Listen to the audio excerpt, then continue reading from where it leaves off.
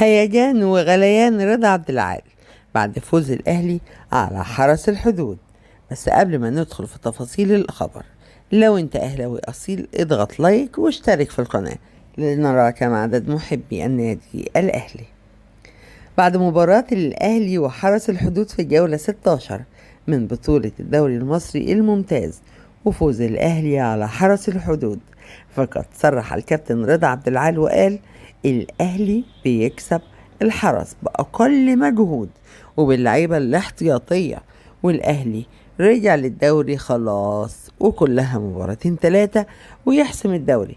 وكمان أتوقع إن الأهلي هياخد الدوري بدون هزيمة، وده هيبقى إنجاز تاريخي، والأهلاوية نفسهم من زمان الأهلي ياخد الدوري بدون هزيمة.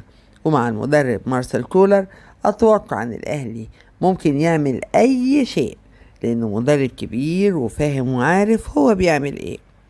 واستنوا الموسم اللي جاي لما الأهلي يجيب صفقات كمان محدش هيقدر عليه نهائي، محدش هيقدر عليه نهائي، ولا حتى في دوري أبطال أفريقيا. وهو ده كان رد فعل وتعليق الكابتن رضا عبد العال بعد مباراة الأهلي وحرس الحدود. ختاما، لا تنسى ذكر الله والصلاة والسلام على رسول الله، ولايك واشتراك للقناة ليصلك منا كل جديد.